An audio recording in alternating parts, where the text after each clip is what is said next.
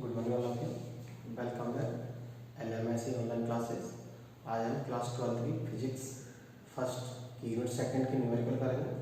Theory हम इसकी पूरी कर चुके हैं। आप वीडियो देखें ज़्यादा से ज़्यादा ताकि आपको थ्योरी समझ में आए, उसके बाद में हम न्यूमेरिकल कर पाएंगे। ऐसा नहीं कि सीधे आप न्यूमेरिकल कर लें। तो ये जो वीडियो बनने जा रहा है, ये जो वीडियो क्लिप बनने जा रही है, ये यूनिट सेकंड के न्यूमेरिकल्स की वीडियो, ठीक है। तो स्टार्ट करने से पहले आप जितने भी दोस्त हैं, आपके जितने भी क्लासमेट्स हैं या आप जितने भी जानने वाले हैं, सबको बताएं कि आपके स्कूल का जो यूट्यूब चैनल है उस पर फिजिक्स की क्लास अपलोड कर दी गई है। और जो व्हाट्सएप ग्रुप में भी आपकी स्टडी चल रही है, मैथ और भी कई सब्जेक्ट हैं, इंग्लिश, हिंदी, केमिस्ट्री, वो सब की क्लास आपकी ऑनलाइन व्हाट्सएप पर चल रही है।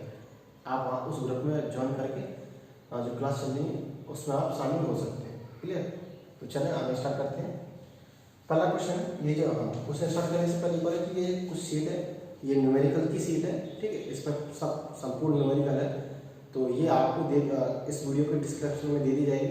आप वहाँ से इसको डाउनलोड कर लें और इसको वीडियो की सहायता से सॉल्व करने की कोशिश करें, ठीक है। मैं देख लेता हूँ वीडियो चल रही कि नहीं चल रही। ओके, चल। तो पहला क्वेश्चन है, विद्युत विभव का मात्रक क्या होगा। विद्युत विभव क्या होता है? विद्युत विभव, ये जो फॉर्मूला है, क्वेश्चन नंबर पहला, ये जो फॉर्मूला था W बराबर के क्यू नॉट अपॉन आर, अगर मैं इसको इस वाले की पावर से डिवाइड कर दूं तो क्या निकलाता है? विभव निकलाता है, ठीक है। तो हम कह सकते हैं कि विभव की जो यूनिट है वही इसकी यूनिट होगी, जो इसकी यूनिट है वही विभव की होगी। तो वर्ग की क्या होती है? Newton into metre. वर्ग क्या होता है? फोर्स इंटू डिस्टेंस ना, मीटर इंटू मीटर, क्योंकि कूलम। और ये किसके बराबर होता है? जूल के। तो हम कह सकते हैं कि V की जो यूनिट है वो क्या है? जूल अपॉन कूलम, ठीक है। दूसरा क्वेश्चन देखिए जल्दी से। दूसरा क्वेश्चन कह रहा है कि E नॉट जीरो, मतलब E बराबर जीरो तीव्रता वाले विद्युत क्षेत्र में विभव का दूरी के साथ परिवर्तन होगा।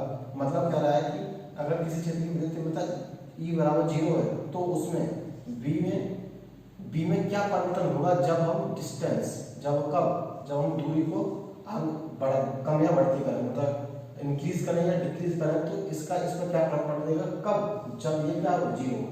तो आप जानते हैं कि B बराबर क्या होता है? तो C अपॉन, एक तो C बराबर होता है Q अपॉन V। तो यहाँ से निकाल सकते हैं कि V बराबर Q अपॉन C, जो कि कहीं पर भी आर नहीं आ रही इस फॉर्मूले में, ठीक है। दूसरा क्या होता है?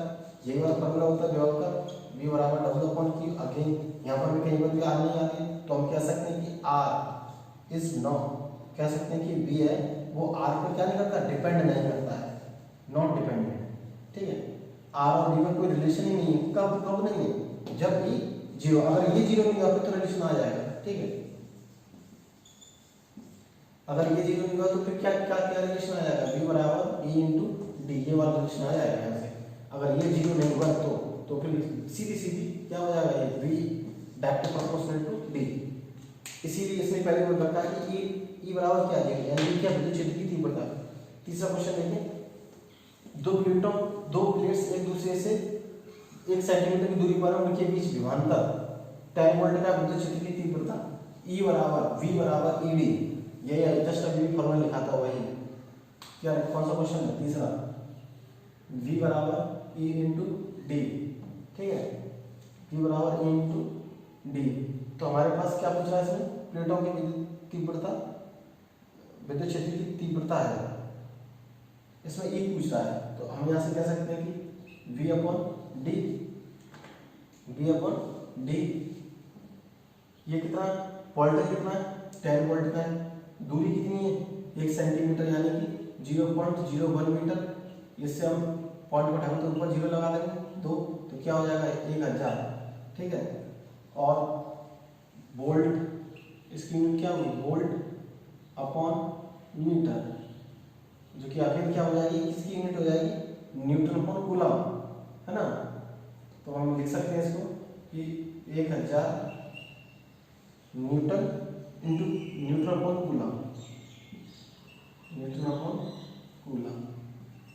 ठीक है। चौथा क्वेश्चन देखें। एक इलेक्ट्रॉन वोल्ट का मात्रा कह रहा है कि एक ईवी का मात्रा क्या है, ईवी क्या है, ये चार्ज है, यानी कि ये चार्ज, और चार्ज अगर कहीं पर है तो वहां पर क्या होती है, एनर्जी। क्या होती है वहां पर, एनर्जी। तो ये क्या होगी, एनर्जी।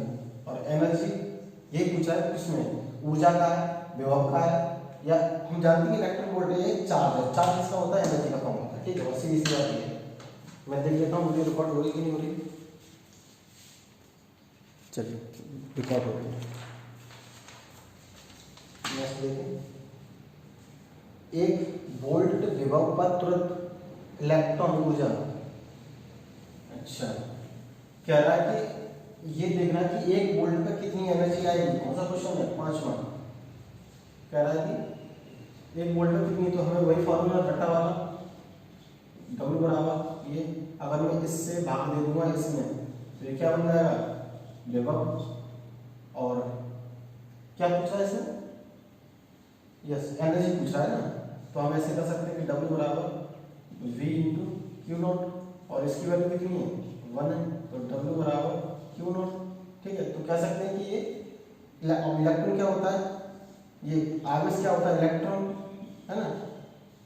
इलेक्ट्रॉन कितना, जितना अभी डेफिनेशन कह रहा है कि एक वोल्ट विभवांतर, तो हम इसको कह सकते हैं इलेक्ट्रॉन वोल्ट। ठीक है, तो हम ये कुल ना कि पूछा कि डब्ल्यू की यूनिट क्या हो, तो हम कह सकते हैं इलेक्ट्रॉन वोल्ट। ठीक है, छठवां, विद्युत विद्रव के कारण, विद्युत विद्रव के कारण, विद्युत विद्रव के कारण केंद्र से दूरी पर अक्ष में स्थित विद्युत क्षेत्र की तीव्रता एवं विभव क्रम से ई एंड वी है। तो इनमें संबंध, ई एंड वी में संबंध पूछ रहा है, सीधा सीधा संबंध होता है ए इंटू डी। ये फॉर्मूला आपको आना चाहिए, लेकिन ड्राइव किया है, वीडियो लेक्चर देखना। सातवां, निम्न में से कौन सा समविभव पृष्ठ के लिए सत्य नहीं है, समविभव पृष्ठ के लिए सत्य नहीं है। जहां नहीं है वहां क्वेश्चन ध्यान से पढ़ना चाहिए, ये ऑब्जेक्टिव टाइप क्वेश्चन आपके पेपर में आएंगे, क्योंकि शुरुआत का जो पार्ट होता है वो क्या होता है, मल्टीपल चॉइस का होता है। ठीक है, तो इसमें कह रहा है कि समविभव पृष्ठ के लिए क्या सत्य नहीं, मैंने आपको बताया था कि समविभव पृष्ठ वो होता है जहां पर, जैसे कि नाम पता चला, समविभव पृष्ठ, सम समान पोटेंशियल, यानी कि वह पृष्ठ जहां पर प्रत्येक बिंदु पर पोटेंशियल क्या हो, समान हो। तो पहला तो सही है, इसमें पूछ रहा है गलत क्या है। दूसरा कह रहा है कि विद्युत प्ररेखा पृष्ठ के सर्वदा लंबवत, बिल्कुल समविभव पृष्ठ पर विद्युत क्षेत्र की तीव्रताएं वो पृष्ठ के क्या होनी चाहिए, आउटवर्ड होनी चाहिए। अगर मान लो ये कोई पृष्ठ है तो इसके आउटवर्ड हो तभी समपृष्ठ मिल पाएगा, अदरवाइज समान हुआ तो समपृष्ठ नहीं मिल पाएगा। ठीक है, दूसरा कह रहा है कि पृष्ठ पर किसी आवेश को एक स्थान से दूसरे स्थान पर ले जाने में किया जाए कार्य जीरो होता है। बिल्कुल सही बात है। देखिए कैसे, अगर ये सर्किल है, ठीक है, अगर यहाँ पर पोटेंशियल V है और पॉइंट B पर भी पोटेंशियल V है, तो इन दोनों का डिफरेंस क्या होगा, जब वैल्यू सेम है तो डिफरेंस जीरो। ठीक है, तो कह सकते हैं कि क्या कार्य क्या होगा, जीरो होगा। चौथा, ये भी मतलब अब तक के तीनों पॉइंट सही है। चौथा क्या है, समविभव पृष्ठ सर्वदा गोलाकार होता है, करेक्ट। यही गलत है, कुछ जरूरी नहीं है समविभव पृष्ठ गोला हो, वो स्क्वायर भी हो सकता है ना, वो रेक्टेंगुलर भी हो सकता है, वो स्क्वायर भी हो सकता है, कुछ भी हो सकता है। बस कंडीशन ये है कि इसके प्रत्येक पॉइंट पर क्या हो, विभव सेम हो। ठीक है, तो वो क्या हमारा समविभव पृष्ठ है। आगे चले, आठवां क्वेश्चन, एक इलेक्ट्रॉन को दूसरे इलेक्ट्रॉन के अधिक नजदीक लाने पर निकाय की विद्युत स्थितिक ऊर्जा घटती है। 1 मिनट में देख लो इसको। हाँ चलिए, अब तक तो सही रिकॉर्ड कर रहा है। एक इलेक्ट्रॉन को दूसरे इलेक्ट्रॉन के नजदीक लाने पर निकाय की विद्युत स्थितिक ऊर्जा में क्या फर्क पड़ेगा। कह रहा है कि अगर दो इलेक्ट्रॉन है और वे एक दूसरे के नजदीक लाए जाए तो क्या फर्क पड़ेगा, किस पर, स्थितिक ऊर्जा पर। ठीक है, तो हम जानते हैं कि क्वेश्चन एनर्जी क्या है, एनर्जी वर्क की फॉर्म है, क्या है, वर्क की फॉर्म एक तरह से। ठीक है, एक इसकी फॉर्म है, वर्क की फॉर्म है। तो हम अगर वर्क बराबर निकालें तो क्या होगा, force into distance, force into distance, तो W बराबर F into D. Clear, F into D. और F बराबर क्या होता है, K Q into Q2 upon R square, यानी कि अगर यहाँ डी की बात कर रहे हैं तो D आर और डी सेम डिस्टेंस को दिखा रहे हैं, तो इसमें रखेंगे के Q1 Q2 upon D square, यहाँ से डी इससे कैंसिल हो जाएगी, Q1 Q2 अपॉन डी। अब क्या कर रहा है, अधिक नजदीक यानी कि डी कम कर रहे हैं, यानी कि अगर हम डी कम करेंगे, आप देखेंगे अगर इसको हम घटाएंगे तो हमारा वर्ग क्या होगा, बढ़ेगा, क्योंकि W is inversely proportional to D, जो वर्ग है किसके, दूरी के क्या इनवर्सली है। अगर हमने D को क्या किया, अगर हम if D is down then work done is up, तो क्या होगा यहाँ पर, बढ़ेगा, वर्क डन क्या होगा, बढ़ेगा। अरे वर्क डन बढ़ेगा तो हमारी एनर्जी बढ़ेगी, क्योंकि एनर्जी का रूप भी क्या, वर्क फॉर्म होता है। ठीक है, नेक्स्ट देखें क्वेश्चन नंबर 9। क्वेश्चन नंबर 9 देखिए क्या कह रहा है। क्वेश्चन नंबर 9 कह रहा है कि वायु में 1 सेंटीमीटर दूरी पर रखे एक मैक्ट्रॉन के 2 धनात्मक बिंदु आवेशों के निकाय की विद्युत स्थितिक ऊर्जा पूछी है। वही ऊर्जा किसकी फॉर्म है, एनर्जी, इसको रट लो कि एनर्जी वर्क की फॉर्म है, वर्क फॉर्म, ठीक है, वही रटा हुआ formula Q1 into Q2 upon R, ठीक है। तो वो कह रहा है कि K को कांस्टेंट रखो, नहीं इसकी वैल्यू पूछ रहा है, ठीक है। तो K की वैल्यू कितनी होती है हम जानते हैं, 9 into 10 to the power 9 Q1, 2 coulomb कितने माइक्रोन की, 1 पर माइक्रोन, तो माइक्रोन बोले तो 10 to the power -6 upon distance कितनी, 1 सेंटीमीटर, 1 सेंटीमीटर बोले तो 0.01 यानी कि मीटर, तो W बराबर 9 इंटू 10 टू द पावर, अगर इसको पॉइंट में उठाएंगे तो यहाँ पर क्या लगाएंगे, ऊपर 100 से मल्टीप्लाई कर देंगे, तो क्या हो जाएगा 10 इंटू 10 टू द पावर 12, यानी कि ये हो जाएगा 12। अब देखें टोटल वैल्यू क्या होगी, 11, 9 into 10 to the power 11, 10 to 10 to the power -12, तो W बराबर 9 इंटू 10 टू द पावर -12, तो W बराबर 0.9 वोल्ट, 0.9 वोल्ट, ठीक है। कोई मिस्टेक हो रही है क्या, एक मिनट होल्ड करें।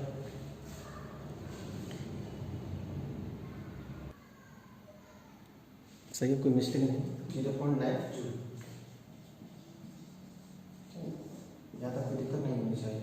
10 निम्नलिखित में से धारता का कौन सा मात्रक, क्या रहा है कि धारता की यूनिट पूछ रहा है। 10वें क्वेश्चन क्या कर रहा है, धारता की यूनिट, धारता बराबर क्या होता है, C बराबर Q/V, तो इसकी यूनिट क्या होती है, कूलम, और वोल्ट तो वोल्ट ही होता है, ठीक है, विभवांतर वोल्ट ही होता है, तो क्या आ जाएगी, C की यूनिट क्या आ जाएगी, कूलम अपॉन वोल्ट, ठीक है। ये पूछ रहा था इसमें, और ये भी मार्कर चल रहा है, ये भी मार्कर चल रहा है। नेक्स्ट क्वेश्चन देखिए, एक आवेशित संधारित्र बैटरी से जुड़ा, एक आवेशित संधारित्र बैटरी से जुड़ा गया, यदि प्लेटों के बीच परावर्तन पदार्थ की एक पट्टी रखी जाए तो निम्न में से क्या परिवर्तित नहीं होगा। अच्छा देखिए, अगर कोई कैपेसिटर है, ठीक है, अगर कोई संधारित्र है उसको बैटरी से जोड़ देते हैं तो उसकी वोल्टेज में कोई फर्क नहीं आएगा, ठीक है, उसके वोल्टेज में कोई फर्क नहीं आएगा। कैसे नहीं आएगा, देखें कौन सा क्वेश्चन है, 11। मान लीजिए कि बैटरी में कंडक्टर, ठीक है, मतलब कैपेसिटर है, ठीक है, अब इसको क्या किया है, हमें V वोल्ट की बैटरी से जोड़ दिया है, V वोल्ट की बैटरी से इसको हमने क्या कर दिया है, जोड़ दिया है V वोल्ट। अब आप देखो वोल्टेज को क्या होगा, कांस्टेंट होगी, ये तो चेंज होने वाली है नहीं, ठीक है। बैटरी पूरे वोल्टेज निकालेगी और पूरे वोल्टेज को देगी तो वोल्टेज तो चेंज होने वाले हैं नहीं। और फॉर्मूला हमारा क्या होता है, फॉर्मूला क्या होता है हमारा, C बराबर Q/V, ये फॉर्मूला होता है ना, Q/C। तो जब वोल्टेज चेंज नहीं हो रहे हैं, एक मिनट क्या करें, तो C इस किसके प्रोपोर्शनल है, Q के, क्योंकि अब वो तो चेंज नहीं हो रहे, वोल्टेज तो चेंज नहीं हो रहे ना इसके, तो क्या क्या चेंज होगा, एक मिनट ऐसे देखिए, C बराबर होता है Q अपॉन V, ठीक है। और एक और C बराबर क्या होता है, ये होता है, ठीक है। तो हम देखते हैं कि केवल वोल्टेज चेंज नहीं होगा, बाकी सब कुछ चेंज हो जाएगा। तो हमारा C नहीं चेंज होगा, सॉरी कैपेसिटर चेंज हो जाएगा, आवेश चेंज हो जाएगा, विभवांतर चेंज नहीं होगा इसका, ठीक है। चलिए कैसे, नेक्स्ट क्वेश्चन देखें इसका 12 वाला।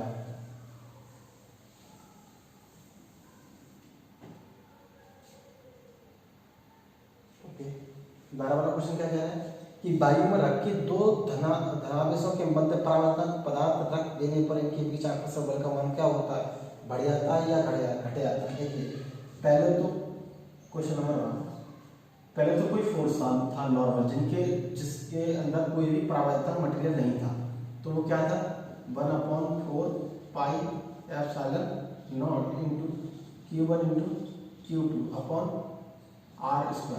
जब हमने इसके बीच में कोई डाइलेक्ट्रिक मटेरियल भर दिया तो अब क्या हो जाएगा, ये इसके साथ एक ये आ जाएगा, ठीक है, एक और ये आ जाएगा।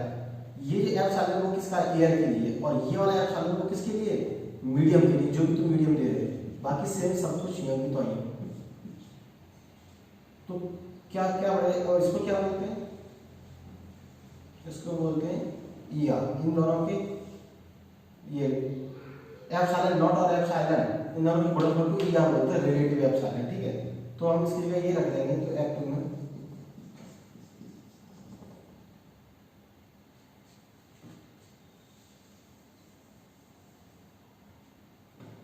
अब इन दोनों में क्या प्रकार है, ये क्या हो जाएगा, F2 क्या हो जाएगा 1/4 pi epsilon Q into Q2 upon R², ठीक है। ये समीकरण फर्स्ट और ये समीकरण सेकंड। अगर हम इक्वेशन सेकंड में फर्स्ट से क्या कर देंगे, भाग दे देंगे, तो हमारा क्या होगा, बिना भाग, और एक भी मार्कर नहीं चल रहा, यानी क्या हो गया, तो F2 अपॉन F1।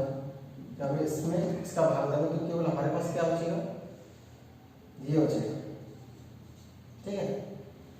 तो F2 बराबर F1 upon ER।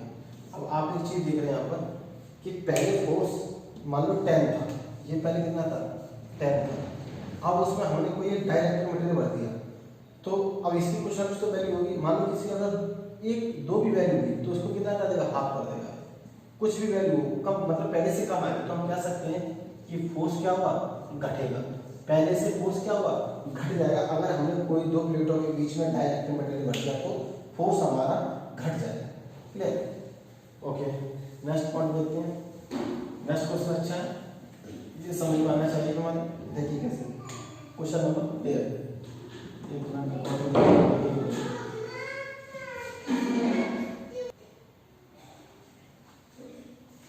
Next question क्या रहा है कि ये बढ़िया क्वेश्चन है, इसी टाइप से क्वेश्चन आते हैं, ठीक है।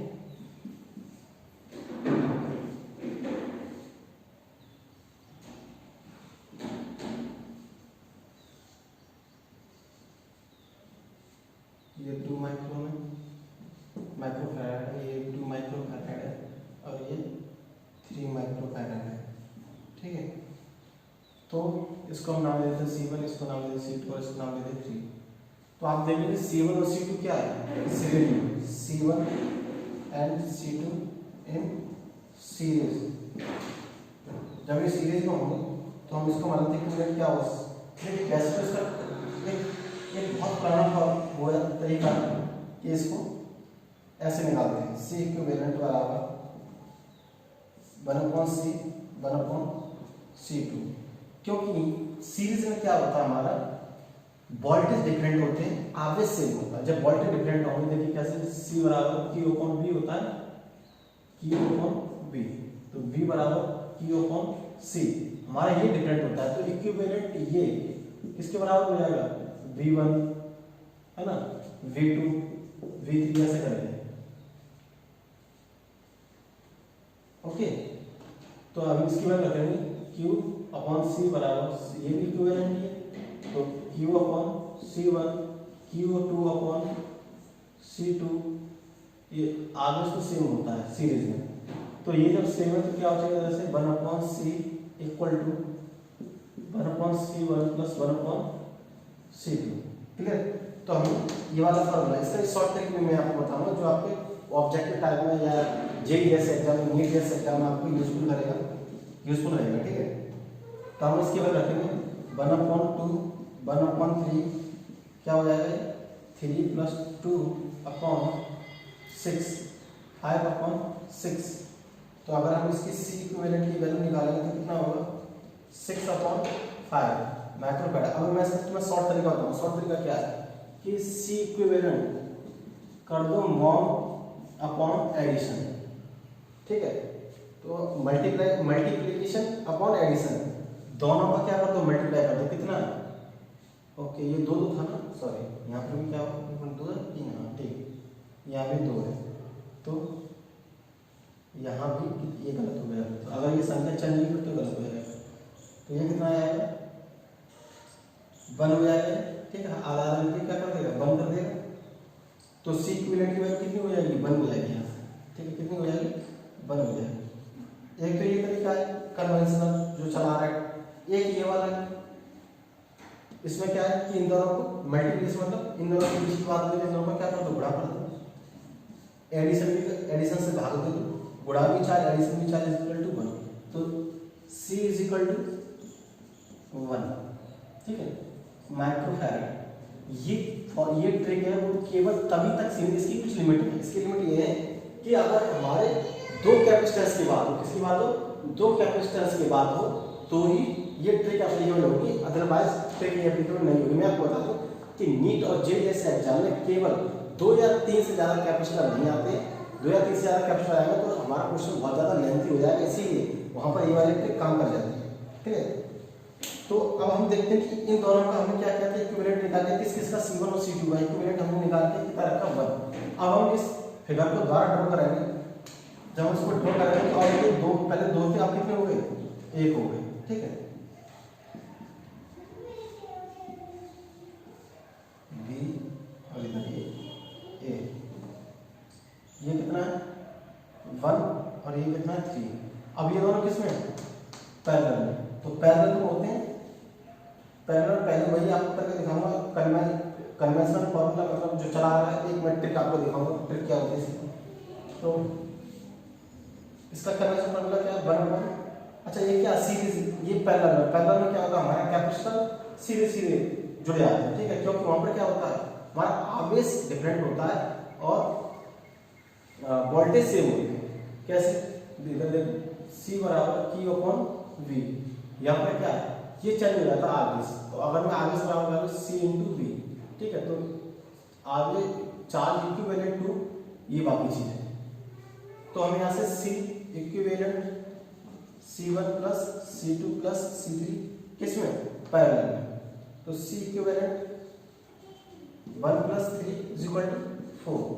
और एक ये हमारा आ रहा है, ठीक है, ये माइक्रोफैराड। और एक हमारा होता है C इक्विवेलेंट, अगर हम फॉर्मूले से करें तो DP बोलो तो डायरेक्ट प्लस, जो भी ये है पैरेलल में ये आप इनको डायरेक्ट प्लस कर दो, कितना हो जाएगा ये 4 हो गया। ठीक है, ये 2 ट्रिक थी जो आपको आनी चाहिए ऑब्जेक्टिव टाइप के। क्लियर, नेक्स्ट क्वेश्चन देखेंगे इसका जल्दी से। अच्छा 14, ये 13 तक हो गए, 14 क्वेश्चन देखो। 14वें क्वेश्चन में क्या कर रहा है कि ग्लू बना हुआ है, इसका क्या क्या निकलवा रहा है इक्विवेलेंट, वो निकलवा रहा है किस धारता क्या होगा, C कैपेसिटेंस क्या होगा। ठीक है, देखिए फॉर्मूला क्वेश्चन क्या है तुम्हारा, क्वेश्चन ये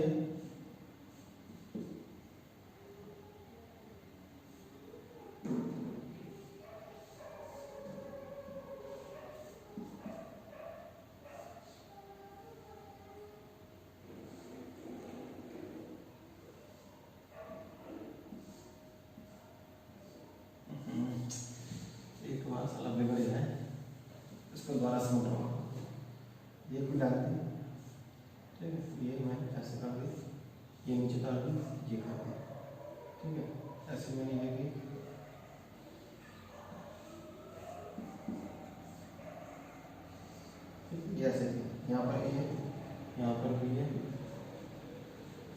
कह रहे हैं कि एक माइक्रो फैराड और दूसरा 2 माइक्रो फैराड, ठीक है।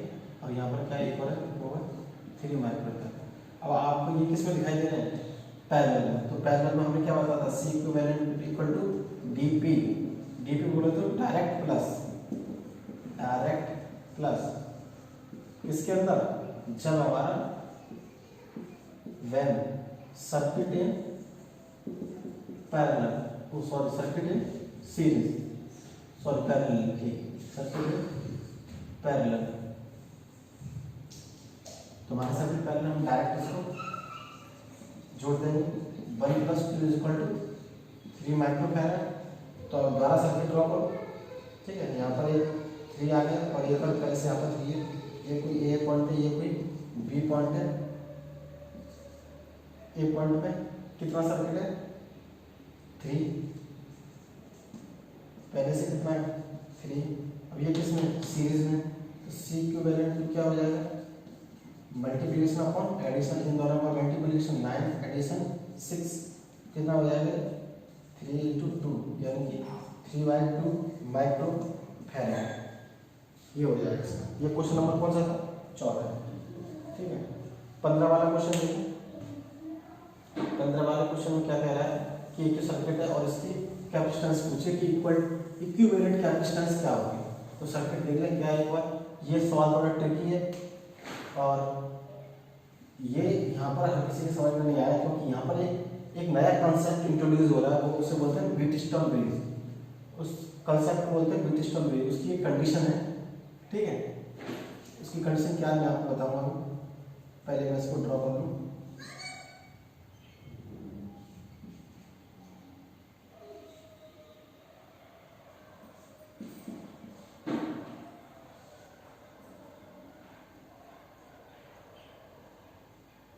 सॉरी, यहाँ पर व्हीटस्टोन ब्रिज नहीं है, क्योंकि एक ये अब यहाँ पर ये सर्किट आ गया है, ये सिंपल फॉर्मूला, ये सिंपल सर्किट हो जाना चाहिए। यहाँ पर कोई ए और यहाँ पर कोई बी, इनके बीच में पूछ रहा है इक्विवेलेंट, ठीक है। पहली 1 माइक्रो फैराड, दूसरी कितनी 1, ये भी 1 और ये सब 1 की है क्या बात, हाँ सब 1 की, सब एक भी अलग नहीं, सब 1 माइक्रो फैराड की कैपेसिटेंस है। बहुत बेकार कैपेसिटेंस है, कोई काम की नहीं है। अब आप ये देख लीजिए किसमें, सीरीज में, ठीक है। तो अगर मैं इन दोनों की इक्विवेलेंट की बात कर लूँ तो सी अगर इन दोनों की इक्विवेलेंट को मैं C1 नाम दे देता हूँ, क्या इन दोनों का एडिशन, मतलब सॉरी मल्टीप्लिकेशन अपॉन एडिशन, 2/1 = 2, ये क्या है C1, ठीक है। अब हम दोबारा सर्किट ड्रॉ करेंगे।